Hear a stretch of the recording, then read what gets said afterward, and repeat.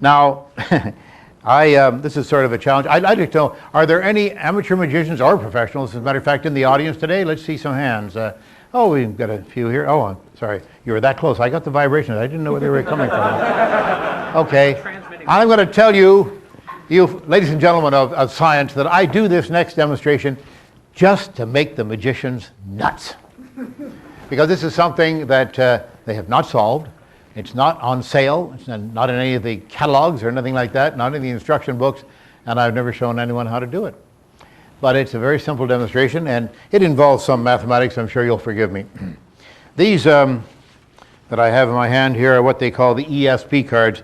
The circle, the plus mark, the wavy lines, the square, and the star. These were designed by a man named Zener, a psychologist in Switzerland many years ago, who made up these cards. Usually they're much smaller. These are the display kinds so the whole audience can see them clearly.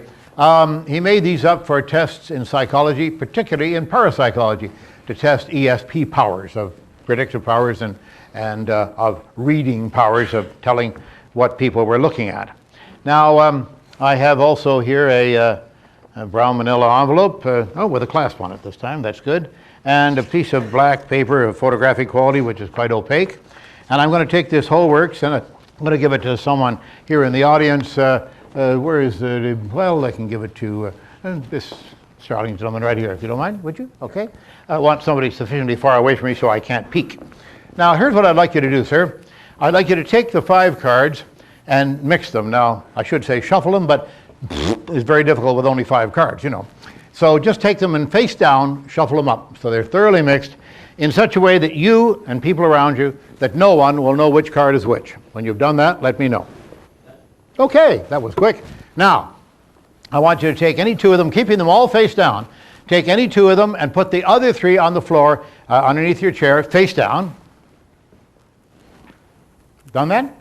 Okay. Now, the other 2 you have in your hand, you must not know what they are. I want you to be sure that you don't know what they are. But here's the tricky thing. Look at me for a second here. You got the 2 cards. Look away and turn the 2 of them quickly face to face. I think I heard that, yes.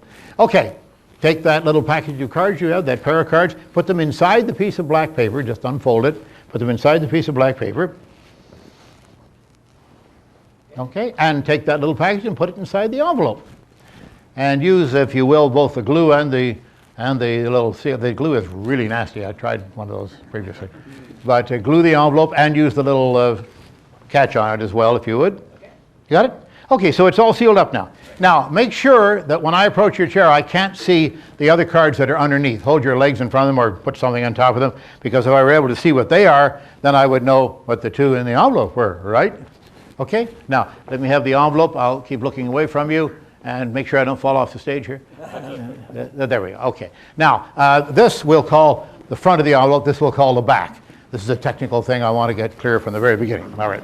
Now, what are the odds? And this is the big question. Where's my pen? There we are. The big question right now is, what are the odds of me being able to tell what one of the cards inside the envelope is? This is the easy part. 1/5, 20%, 1 in 5. Okay. That's it.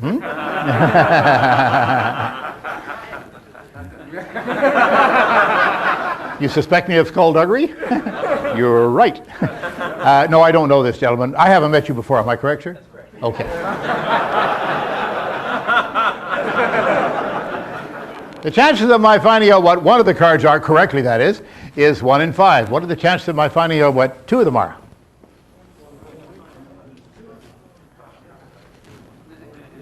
Come on, this is statistics. I know you hate it, but you have to do it every now and then. What are the chances of my knowing what both cards are inside the envelope?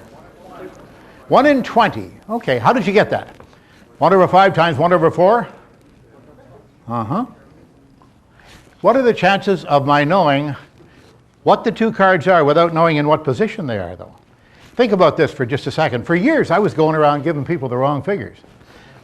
The chances of my finding out what the 2 cards are by some superpower or something like that are not as easy to calculate as you might think. You might think it's 1/5 times 1/4. But to tell you on which side of the envelope they're located, that's a different matter. I used to double it. I used to say 1 in 20. No, it's 1 in 40. It's actually, what, 1 in 20. if it's on which side of the envelope they are. If I just say I've got A and B, and I don't say in what order they are, that's a different matter altogether. Funny, huh? Now this is the back of the envelope, because you can see the clasp right here, and this is the front of the envelope, very obviously. I'm going to tell you right now that I know what cards are in here. For example, and on the back of the envelope here, I have a sneaking suspicion that there we have the plus mark. And I think that on the other side of the envelope we have the circle. That's the easy one. And just to make sure of that, I'm going to draw a circle on here, and I'm going to draw a plus mark on there. Okay. Now, this is what we call the moment of truth. I'm going to open the envelope very carefully, and, ooh, it's sticky. You really licked that, didn't you? Making sure that no time till my fingers leave my hands. And remember I said that on this side we had the plus, and this side we should have the circle.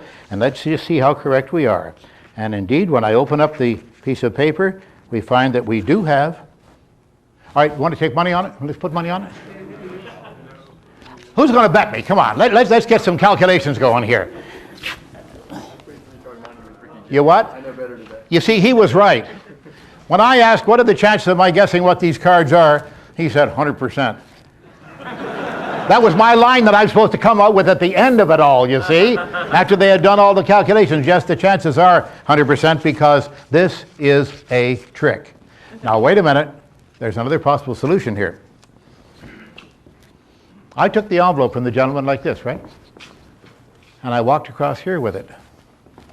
I might have just very quickly just gone in here and done a switch for an envelope that was already inside my jacket. Well, that's not true because you can see. How can we prove that that's not true? Look at the other three cards, of course. Let's see the other three cards, if you would, please, sir. And hold them right up above your head and show them the, we got the wavy lines, we got the square, and we got the circle, the star, right? Hey, very good. Okay, now, this is another example of what they call in the trade mentalism. It appears to be done with the mind, but it's done by sheer trickery.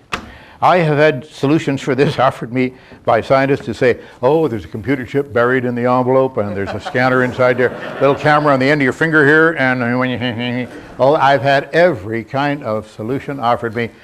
It's actually very simple. You want to know how I did it? No. Tough. For more of James Randi and the Educational Foundation, make sure you visit randi.org.